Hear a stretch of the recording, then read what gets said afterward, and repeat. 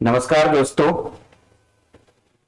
सभी का स्वागत है द जजेस डेस्टिनेशन के कैश लॉस डिस्कशन में। सभी को पता है एडीपीओ का रिजल्ट्स पंचवर्षीय योजना के तहत घोषित कर दिया गया है। बहुत से सफल विद्यार्थी बधाई के पात्र हैं और असफल विद्यार्थियों के साथ सहानुभूति और दूसरे अवसरों का जो कहीं ना कहीं चर्चा में आएंगे उन पर बात होगी। आज हमारे पास दो वरिष्ठ प्रतियोगी परीक्षाओं के परीक्षार्थी भी हैं, शिक्षक भी हैं और एडीपीओ एग्जाम्स के लिए परीक्षा समय पर कराने के लिए, परिणाम देने के लिए संघर्षशील युवा भी रहे हैं। महाकालेश्वर गुरु जी सीजज के स्टूडेंट्स को कई वर्षों से पढ़ा रहे हैं। योगेंद्र सिंह सर सीएचएस के स्टूडेंट्स को कई सालों से पढ़ा रहे हैं और एडीपीओ जो एग्जाम्स के लिए संघर्षशील रहे हैं और समूह का नेतृत्व किया है उन्होंने। तो मैं शुरुआत में उन्हीं से करूंगा। योगेंद्र सर बताइए कि ये रिजल्ट आया है, तो ये रिजल्ट आशावादी है या निराशावादी है? सबसे पहले तो सर जो भी हमारे दर्शक हैं उनको सबको मैं नमस्कार करता हूं। और निश्चित ही जब कोई भी परीक्षा का परिणाम आता है तो कुछ लोगों के लिए सुखद पल लेकर के आता है, कुछ लोगों के लिए निराशा लेकर के आता है। लगभग 219 विद्यार्थी सफल हैं जिनकी आज बात की जा रही है, जिनके बारे में निश्चित ही सब चर्चा कर रहे होंगे, सब बधाई दे रहे होंगे। तो मैं भी उन्हें बहुत बहुत बधाई देता हूं और उनको शुभकामनाएं देता हूं कि भविष्य में आने वाली चुनौतियों का सामना करने के लिए आप सभी तैयार हैं, तत्पर हैं। हमारी शुभकामनाएं हैं, हम सबकी शुभकामनाएं हैं कि आप बहुत अच्छा कार्य करें और आगे बढ़ते रहें। जहां तक बात है सर कि ये रिजल्ट क्या आशावादी है या निराशावादी है, तो सर जैसा कि आपने पहले ही बता दिया कि पंचवर्षीय योजना है, तो ऐसा लगता है जैसे कि पंचवर्षीय योजना का नाम सुनते ही राजनीति की एक महक आती है। तो ये परीक्षा भी कहीं ना कहीं राजनीति से प्रेरित है। राजनीति से अब तो मैं ये जानना चाहता हूं, इन विद्यार्थियों का बराबर अपॉइंटमेंट होगा और या ये रिजल्ट भी कहीं ना कहीं विवाद में पड़ जाएगा? सर विवाद में तो ऑलरेडी है। मैं पहले दिन से जब से ये नोटिफिकेशन आया और उसके बाद जिस प्रकार से सामने नए नए विवाद आते चले गए, मैं पहले दिन से इस बात को कह रहा हूं कि जो वैकेंसी की भर्ती प्रक्रिया जो चल रही है, क्या ये पूर्ण आयु की भर्ती होगी? मैं पहले दिन से इस बात को कह रहा हूं और आज आप सामने देखिए कि रिजल्ट को रोक लिया गया। कभी आपने ऐसा सुना है कि आगे विद्यार्थियों को खुशी का अवसर है, आगे अभी उस असमंजस की स्थिति में है कि गले में फंदा पड़ेगा कि हमको दिखाई मिलेगी। गुरुजी, महाकालेश्वर गुरुजी, मुझे ये बात बताओ, आप जो युवा स्टूडेंट्स हैं, सिविल जज एस्पायरेंट्स था, उसको भी 370 के चक्कर में निराश कर दिया है। तो ऐसे विद्यार्थियों को एडीपीओ की तैयारी करनी चाहिए या उसे भी असमंजस की स्थिति में रहना चाहिए जैसे वो सिविल जज की परीक्षा के लिए है? एडीपीओ की तैयारी करनी चाहिए क्योंकि जैसे मेरे कई जो सीनियर्स हैं एडीपीओ, उनसे मेरी बातचीत वगैरह लगातार होती रही है, तो उन्होंने मुझे बताया है कि काफी संख्या कमी है, प्रोसिक्यूशन में काफी काम है और काफी अपॉइंटमेंट होना है। और अभी जैसा अभी योगेंद्र सर से मेरी बातचीत हो रही थी तो अभी ये भी डिस्कशन निकल के आया कि जो नई सीआरपीसी हमारी जो लागू हो जाएगी उसके बाद से कम ये हो जाएगा कि हर क्रिमिनल कोर्ट में एक एडीपी होना चाहिए, जो अभी मध्य प्रदेश में नहीं है।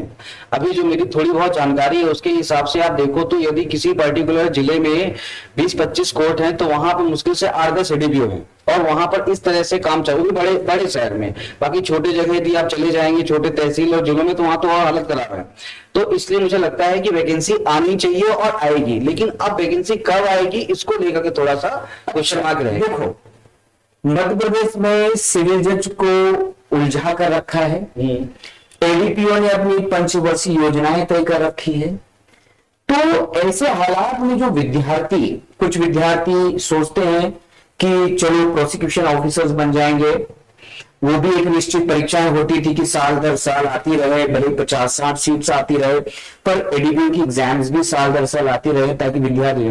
तो आपको ऐसा लगता है कि आने वाले समय में सरकार एडीपीयू की जो वैकेंसीज हैं साल दर साल नियमित रूप से निकालेगी, या फिर इसी तरह से उसकी ये रहेगी? क्या हम आशाएं व्यक्त करें? सर आशा यही है कि एक सीनियर से मेरी बातचीत हुई थी, उन्होंने कहा था कि जैसे 2008-9-10 में 3 साल लगातार 200-250 पद आए थे, उसी तरह से लगातार 2-3 साल पद आने चाहिए, ऐसी पूरी संभावना है। लेकिन अब वो कब चालू होगा, हो सकता है कि अगले साल से ही चालू हो जाए। आपको 2024, 25, 26, 27 में लगातार 3 साल आपको एडीपी को बहुत सारे पद मिले। लेकिन चूंकि जो पंचवर्षीय योजना, क्योंकि लास्ट यदि एडीपी हम देखें तो 2010 के बाद 2016 में आई, 2016 के बाद 2021 में आई, और जो फाइनल 2024 में जाकर कंप्लीट हुआ। तो ये सब चीज को देखते हुए 1 साल के अंदर एडीपी की वैकेंसी आ जाए, उसकी एग्जाम होकर के अगले साल नई वैकेंसी की तैयारी हो जाए, थोड़ा सा इम्पॉसिबल लगता है अभी की सरकार देखते हुए। लेकिन ऐसी जानकारी है कि प्रोसिक्यूशन को अभी एडीपी की आवश्यकता है, वहां पर जो है तो वैकेंसी आनी चाहिए। योगी सर, मुझे ये बात बताओ, जो फ्रेशर है या यंग, जो सिविल जज सोच रहा था 70% नहीं है, 80 है, और 3 साल की भी अभी प्रैक्टिस नहीं है, तो उसे आने वाले कुछ समय में एडीपीओ की तैयारी करनी चाहिए, या फिर उसे मतलब दूसरे स्टेट्स की सिविल जज की तैयारी करनी चाहिए? जिस प्रकार से परिवर्तन हो रहा है परिस्थितियों में, जैसे सिविल जज में हुआ, एडीपीओ में हुआ, तो मेरी तो सलाह सभी विद्यार्थियों को यह है कि आप युद्ध की तैयारी युद्ध के समय क्यों करना चाहते हैं?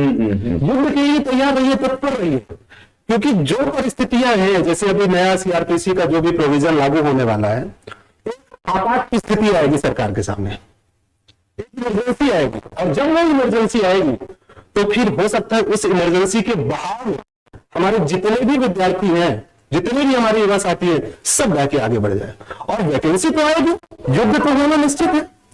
जब भारत की सीमा में खड़े हुए हमारे जो जवान हैं वो ऐसे अनिश्चित युद्ध के लिए तैयार है, तो हमारे लिए तो निश्चित है कि युद्ध होगा, 5 साल में होगा कि 6 महीने में होगा कि 2 साल में होगा। तैयारी तो हमारी बिल्कुल तैयार रहना चाहिए, तत्पर रहना चाहिए। कभी भी युद्ध का आगाज हो सकता है, कभी भी नई वैकेंसी का ऐलान हो सकता है, और हम उस दिन यदि उस दिन हथियार उठाएंगे जंग खाए हुए, तो वो मेरे हिसाब से, मुझे जहां तक लगता है तो सही नहीं होगा। और जैसा अभी आपने सब बताया दर्शकों को कि एक्सपीरियंस, एक बात बताना चाहूंगा, मुगल काल से लेकर के अंग्रेजों के काल से आज जो भी सभी चली आ रही हैं, जीतने वालों ने, इतिहास गवाह है, जीतने वालों ने जीत के राज नहीं बताए। तो आप जीतने वालों को टॉपर्स की बातें सुनेंगे, वो आपको राज नहीं बताएंगे। हमेशा जीतने का राज, गलतियां वो हारने वाला ही व्यक्ति बताता है। तो सबसे पहले आप उन गलतियों को सुधारिए जिन गलतियों की वजह से लोग हार के बाहर हुए। जीतने वाला जीत गया, निकल गया, उसको भूल जाइए, आप भी भूल जाइए, शुभकामनाएं दीजिए, आगे बढ़िए, पर गलतियों से सीखना चाहिए हमें।